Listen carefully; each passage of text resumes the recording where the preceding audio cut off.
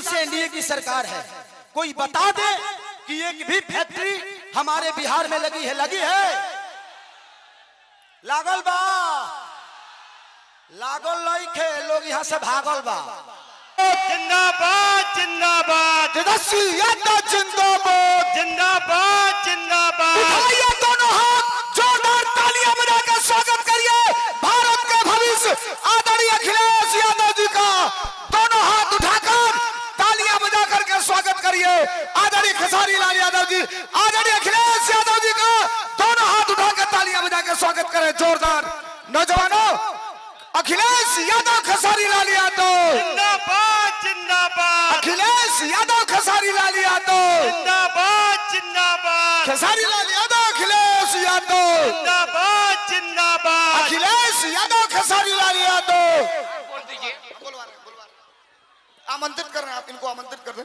देखिए अब आपके बीच में आपके प्रत्याशी जिनको आपने मन बना लिया है विधायक बनाने के लिए, छपरा से आपने मन बनाया है, आदरणीय खेसारी लाल यादव जी आपके बीच में अपनी बात को रखने जा रहे हैं। एक बार उठाओ दोनों हाथ, सब तो कैमरा ही है, उठाओ दोनों हाथ और तालियां बजा के खेसारी लाल यादव अखिलेश यादव, अखिलेश यादव खेसारी लाल यादव। सबसे पहले आप सबके पैर छू के प्रणाम करत नहीं। देखिए आज हमने खाती और ये बिहार के बदलाव और जन सैलाब लौकता कि बिहार बदलता, अब की बदली ना। अरे पगले हल्ला करके बताओ, आई लव यू। आज हम 15 दिन से न खातनी न पियतनी आ सुततनी 2 घंटा। आज मेरे मंच पे हमारे बड़े भाई और ये जितने बेहतरीन नेता हैं उससे कई गुना बेहतर ये इंसान है। तो मैं चाहता हूं कि अखिलेश भैया के लिए एक जोरदार हल्ला करो ताकि उन लोगों को पता चले कि इंसानियत जिंदा है। मैं इस चुनाव में वादे नहीं कर रहा हूं, मैं एनडीए के जितने भी नेता हैं मैं उनसे सिर्फ सवाल कर रहा हूं कि आप तो हमारी बुराइयां गिना देते हो लेकिन आप अपना काम हुआ गिनाओगे। तो मेरे तरफ से जितने भी मंच पे बैठे हुए माने अखिलेश भैया, मेरे सुनील चाचा, मेरे पिताजी भी आए हैं, विजय लाल यादव जी मेरे बड़े भाई हैं, और जितने भी हमारे लोकल लीडर जो खेसारी बन के मैदान में अड़े हुए हैं और खेसारी बन के लड़े हुए हैं, उनके लिए एक जोरदार हल्ला करो। तो थैंक यू सो मच। मैं नेता नहीं बल्कि आप सबका बेटा हूं, इसीलिए दिल की बातें कह जाता हूं। आजकल जितने भी एनडीए के लोग हैं सब लोग खेसारी को टारगेट कर बैठे हैं, यहां तक ले कि हमारे पितातुल माननीय मोदी जी भी छपरा में खेसारी को हराने के लिए आ गए। जो लड़के बड़ा हुआ है उसको कोई हरा सकता है? इस छपरा ने मुझे, इस धरती ने एक ऐसे बेटे को पैदा किया है जिस बेटे के लिए अपनी जान तक दे सकते हैं। छपरा जिस दिन विजय होगा ना, सिर्फ बिहार ही नहीं बल्कि हिंदुस्तान जानेगा कि ये खेसरिया को छपरा वालों ने कितना प्यार दिया है। और आज हम सबके गार्जियन स्वरूप अखिलेश भैया ने मेरे से कई बार बोले कि चुनाव लड़ते काहे नहीं हो, आ जाओ। मैं बोला कि भैया मैं राजनीति में नहीं आना चाहता। कोई बात नहीं, आप करो, जहां हो खुश रहो। लेकिन मुझे क्या पता था कि हमको यह करना पड़ेगा। बट कोई नहीं, शायद भगवान को कुछ अलग ही मंजूर है। शायद चाहता था कि खेसारी के आने के बाद ही सरकार बदलेगी। और हम इतने तंग आ चुके हैं कि मोदी चाचा सिर्फ आज से 20 साल पहले गुजरात जो था, आज गुजरात जाके देखिए, गुजरात आज स्वर्ग की तरह दिखता है। तो सिर्फ इंडिया में एक ही शहर है जिसका नाम गुजरात है, और बिहार लावारिस है। बिहार के माँ बाप से उनके बच्चों को दूर भेजने के लिए ट्रेन देते हैं आप, उनके पत्नियों से दूर भेजने के लिए ट्रेन देते हैं, उनके बच्चों के शिक्षा के लिए कुछ नहीं करते। मैं इनसे यही पूछता हूं कि भाई ये बताइए कि मंदिर बनाइए, मस्जिद बनाइए, गुरुद्वारा बनाइए, सनातन अपनाइए, लेकिन रोजी रोजगार खातिर का ट्रंप को वोट देने जाएंगे? ई के बनाई? हम लोग के लिए फैक्ट्री कौन बनाएगा? हमारे बच्चों के लिए शिक्षा का व्यवस्था कौन करेगा? अब बैठ जाइए। हम यही सवाल कर रहे हैं। जब भी चुनाव आता है, तो इनको सिर्फ जंगल राज ही बताना है। अरे यार, जंगल राज थोड़ी देर के लिए मान लेता हूं कि था, मान लिया, सुन लिया। अरे तो कौन आप सब मंगल राज बना दिए हो इस धरती को? रोज हत्या होता है, लॉ एंड ऑर्डर हमारा बहुत अच्छा है।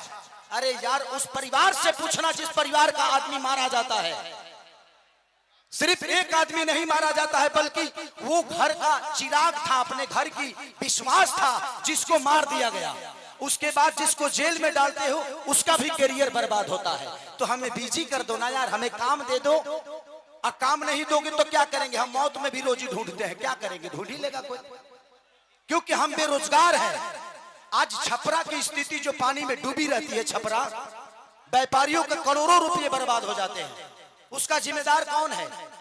कुछ लोग कहे ये भी रहे हैं कि खेसरिया तो 15 दिन के लिए रहेगा यहाँ पे। अरे बेटा होके अंधा होके तो एक लोटा पानियों दी। बेटा हो अगर उसके पास आंख है ना, तो अमेरिका में भी रह के अपने माँ बाप का सेवा कर सकता है। तो बच्चों को रख के यहाँ के जो स्थानीय विधायक हमारे बुजुर्ग हैं, चाचा हैं, वो उनका सम्मान है, सीएन गुप्ता चाचा। वो तो 10 साल से शहर में रहे हैं, करो घर दाल भर पानी में डूबो रहा। तो जब बताइए कि ये नेता अपना इलाज एम्स में कराते हैं, अपना इलाज के लिए बेहतर अस्पताल नहीं बनाए तो हमारे बच्चों के लिए बनाएंगे? इनके बच्चे अमेरिका में पढ़ते हैं, जब ये अपने बच्चों के लिए बेहतर स्कूल नहीं बनाए तो हमारे बच्चों के लिए बनाएंगे? आज 20 साल से एनडीए की सरकार है, कोई बता दे कि एक भी फैक्ट्री हमारे बिहार में लगी है? लगी है? लागल बा? लागल नहीं खे, लोग यहां से भागल बा। अब जाके बिहार जागल बा। खेसरिया पागल बा जी। नवतर एगो हमार बड़ भाई है, मानिए रवि भैया, वाह, वो महादेव है, महादेव है। ये जीते जी तो हमारी जिंदगी को नरक बना देते हैं और मरने के बाद गोरखपुर में स्वर्ग की सीढ़ी लगवा देते हैं। माननीय मुख्यमंत्री योगी जी बैठे हुए हैं और कह क्या रहे हैं, महादेव तुम लोग यहाँ चलोगे तो स्वर्ग में जाओगे। जीते जी तो कुछ दिए नहीं, अब मरने के बाद कौन आदमी हर हर महादेव करके चलता है जी? तो योगी जी को भी समझ रहा है कि किसके हाथ में हम गोरखपुर सौंप दिया यार। हमें जीते जी स्वर्ग चाहिए। ऐसे लगता है कि रावण का काम अधूरा रवि भैया पूरा करने आए हैं। हमारे बड़े भाई मनोज भैया क्या बोल रहे हैं?